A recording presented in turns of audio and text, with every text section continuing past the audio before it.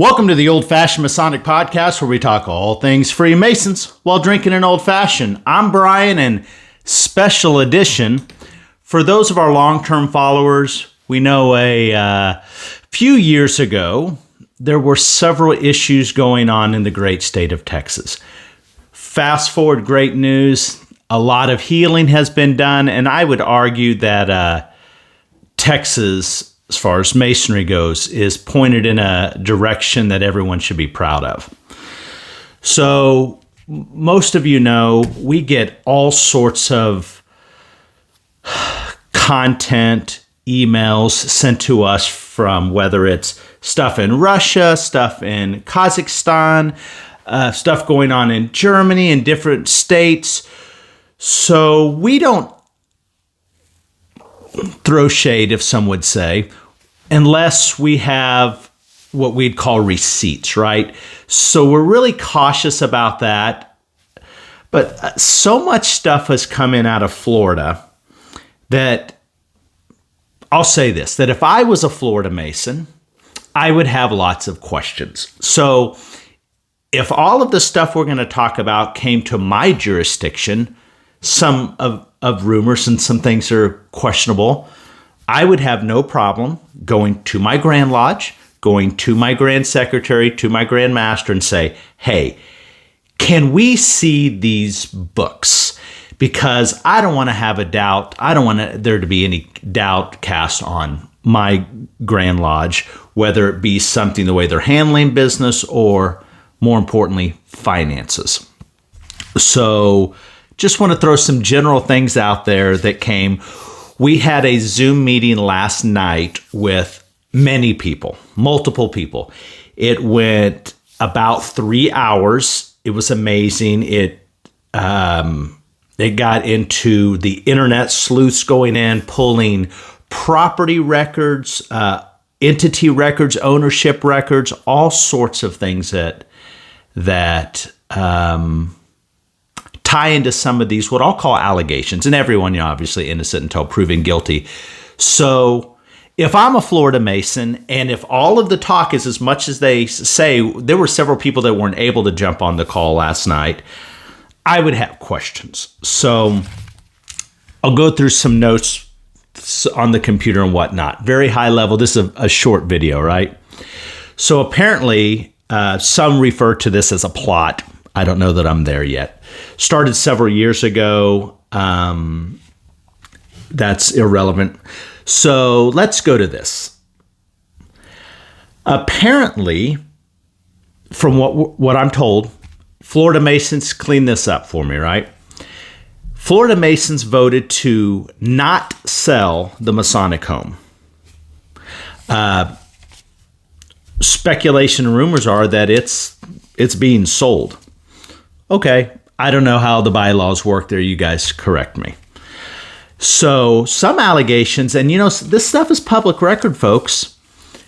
I would ask, when the old Grand Lodge was sold, or any of the maybe Masonic entities were sold, did somebody in a key position, did they get a 30% finder's fee? Did they get any finder's fee? If they got a finder's fee, where did that go? Was it disclosed? Did the craft know? All of these questions I would ask. So I'm going to make up a number. Let's say I'm selling, we've agreed, let's not make it nefarious, we've agreed to sell the Grand Lodge building. And I am insert somebody for the Grand Lodge. And I get a 30% finder's fee for doing that. Well, one, if I'm a licensed agent, there should always be full disclosure, but push that to the side. But if I'm a Mason in my lodge and we're selling the lodge and I get a 30% finder's fee, personally, I think that should be disclosed to the members of my lodge. If it's not, I would have a problem with that. So I'd ask questions.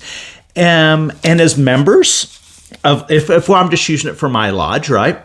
they should all, if they want to see the purchase agreement or the rental agreement, that should all be something that they could go to the secretary and sit down and look at it. I think that should be readily available for the craft as what I refer to members of our lodge and even our Grand Lodge. We're board members. We're shareholders, not necessarily board members. We're shareholders. So as shareholders, we should be able to have some access. Sunbiz in Florida, you can get a lot of information from Sunbiz. So I want you to look at that. Let's go back to a Masonic home. Let's say my jurisdiction had a Masonic home. And let's say behind that Masonic home, there were 12 condos. And at one time, maybe they were used for people to stay in a Grand Lodge and whatnot if there was events going on. Push all that to the side. What if those condos were revamped? What if those, the funds for the revampment came from maybe an endowment fund? And what if when they were revamped and now that they've been renting, where's that money going? Who's managing the company? Who's managing the Bayou Apartments? Who owns Northgate Realty, the management company? Where's that money going? Is it going through Northgate Realty? Is it going someplace else, right? Always ask. These would be questions that if stuff was thrown at me as a member of my jurisdiction, I'd want to look up who the owners are, right? I'd want to know if we voted against selling something as a craft, why we're doing it. But yeah, in 2024, the understanding that's came to us and many folks that I talked to, 2024, there was a vote no to sell. But a lot of information you can go to. For example, the clerk of the Circuit Court of Duval County, Florida, you can find out a lot of stuff. I know in Florida several years ago, there was a Grand Lodge officer that was expelled for, I think, what they could prove was $48,000. But from what other people on this call are saying, that maybe this one, that pales in comparison. But yeah, there's just some things I would throw up. But what really flagged this, I'm not making any accusations.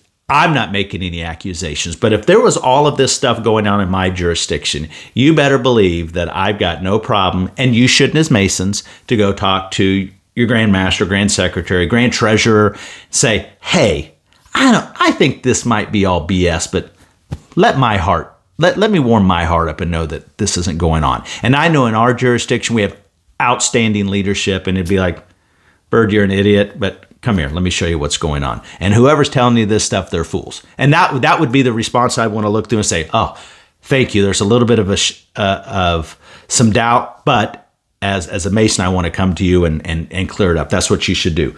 But here's what I know. These receipts, there have been several lodge charters recently pulled in Florida. I'm not sure why. I don't know if I care, but it seems to be a point of contention. I know a lot of Floridians who are now, which is so weird to me, are under a legit gag order. I posted it on the channel, and at least for many jurisdictions I know, gag order kind of contradicts the First Amendment.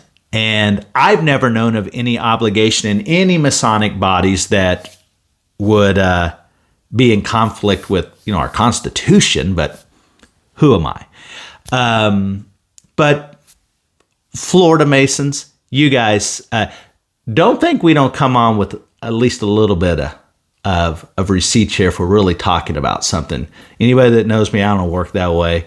So, but if there's really this much doubt in Florida going on, if there really is, if I'm a Florida Mason, I'm going to go figure it out myself. I'm going to look at paper. I'm going to look at sales agreements. I'm going to look at your closing statements, right? It'll show any commission that's paid out. And let's say somebody got a 30% finder's fee. I don't have a problem with it if it's disclosed. So if we were selling our Grand Lodge building in Kansas, and one of our members is facilitating the sale, and they might get a commission, I've got no problem with it. It will be disclosed, right? I would think that if there's some sort of finder's fee, especially at 30%, for example, I'd sure want to know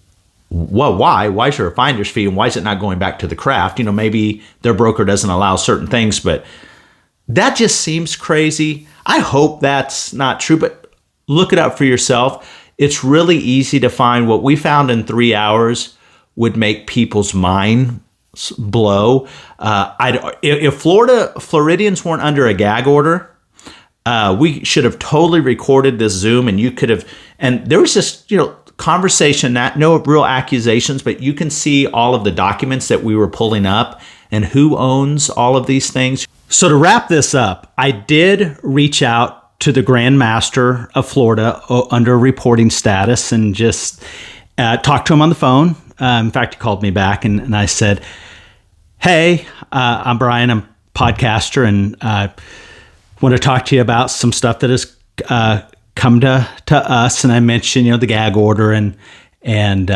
some lodge. And he's like, nope, I declined to comment. I said, no, I understand. Just wanted to see if there was any color, because I think it's fair to, give somebody a chance to, kind of give a point of view. And felt like he was a little defensive with me, frankly, and wanted to know where the podcast originated. And of course, it originates from the internet.